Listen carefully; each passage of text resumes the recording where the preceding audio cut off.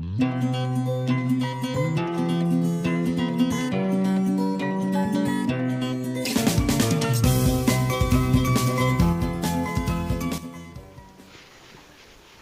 kedua, najis itu adalah kotoran binatang.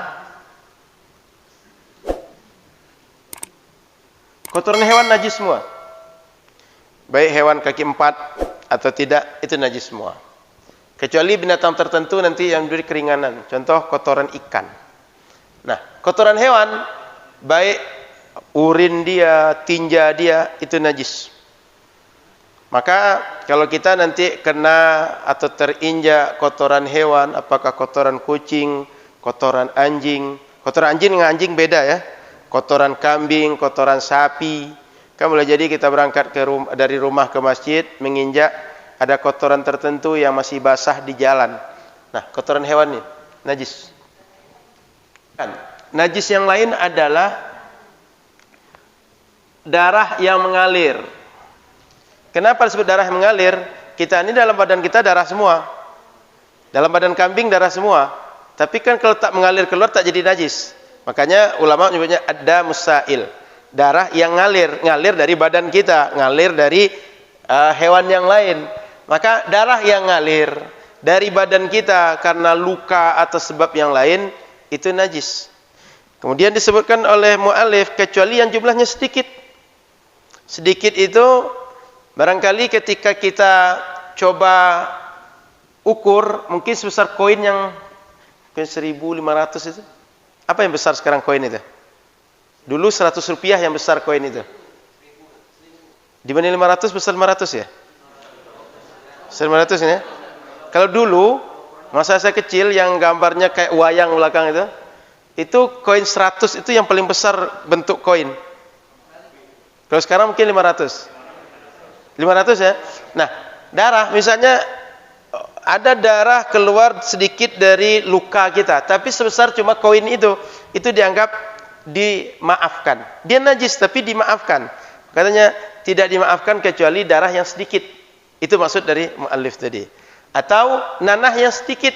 Contoh, kita mungkin tanpa sengaja ada jerawat atau ada mungkin jerawat di tempat lain sehingga ketika sholat terjepit atau tertekan, jumlahnya sedikit. Nah, ini dia dimaafkan. Oke. Darah secara umum yang ngalir itu najis. Kemudian ada darah-darah tertentu nanti yang dimaafkan. Apa yang dimaafkan? Contoh serangga-serangga yang dia tak banyak darah. Kayak di kita yang akrab itu ada semut, ada lalat, ada nyamuk. Apalagi yang seperti itulah, tak berdarah banyak dia. Sempat dia mati di badan kita atau masuk ke dalam tempat penampungan air, dia masuk ke situ, mati di situ, tak menjadikan bernajis. Kenapa? Darahnya sangat sedikit ditolerir. Kemudian kalau kita biasanya menggoreng atau gulai ayam, kadang di bagian paha dalamnya itu ada darah-darah yang seperti memar. Nah, itu termasuk darah dimaafkan itu. Sehingga kalau sempat termakan oleh kita, itu enggak dihukumi najis. Paham maksud saya ya? Jadi dalam daging atau gimana dia prinsipnya? Antara tulang dengan daging mungkin nempel sedikit. Itu sering tuh, enggak KFC ya, pokoknya ayam itu. Pokoknya ayam yang digoreng, yang digulai, kadang kita temukan seperti itu, nampak bekas darahnya sedikit. Yang seperti itu dimaafkan. Tidak dihukumi najis. Nah, itu maksudnya. Kemudian yang keempat, turun dari darah inilah nanah. Nanah itu najis.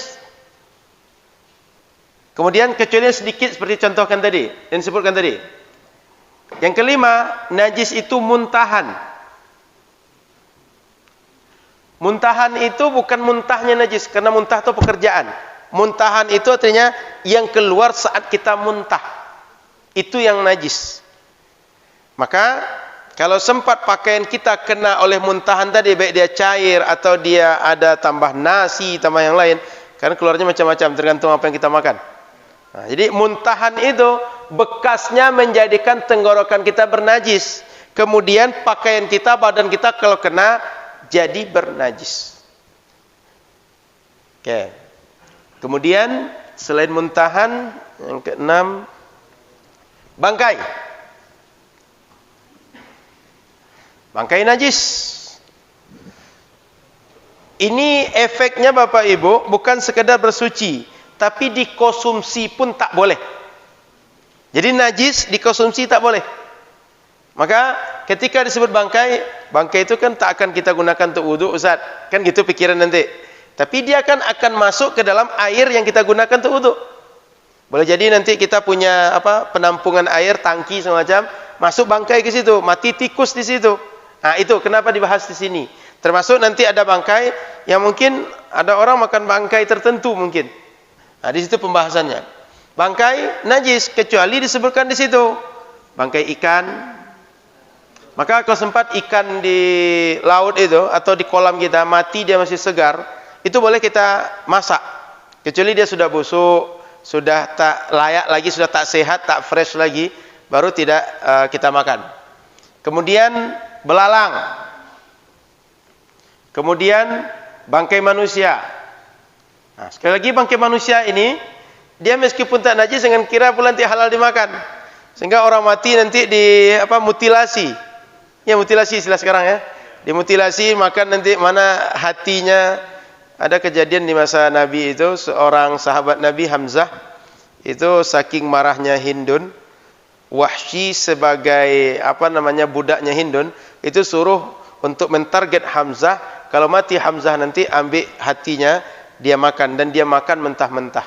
Itu kejadian. Maka manusia ini dia tidak najis, bangkainya tak najis, tapi jangan ditafsirkan halal dimakan. Tidak.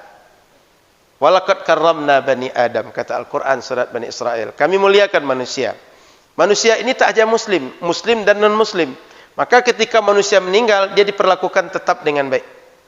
Oleh kita, kemudian orang itu dimandikan, dikafani, disolatkan, dikuburkan. Dan setiap 4 tadi itu ada hakam hukum tertentu yang mengatur. Tidak sekedar dibuang ke air atau sekedar dibasahkan kayak kita membasahkan bunga, tidak begitu. Sekedar ditaruh ke dalam tanah, tidak begitu. Tapi punya hakam hukum untuk memuliakan manusia. Sehingga dengan Al-Quran mengatakan walaqad karramna bani Adam, kami muliakan manusia. Memandikannya, menguburkannya itu bagian daripada memuliakannya. Jadi bangkai. Kemudian yang ketujuh, potongan organ hewan yang masih hidup. Boleh jadi nanti ada kambing terjepit sehingga potong kakinya satu. Yang kakinya tadi jangan dimakan. Kan terpotong tuh. Itu jangan dimakan. Atau bagian-bagian hewan yang lain terlepas dari badannya. Itu dihukumi najis. Tak boleh kita makan. Kemudian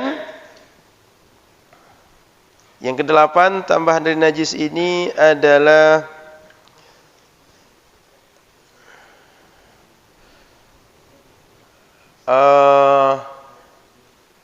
cairan-cairan memabukkan.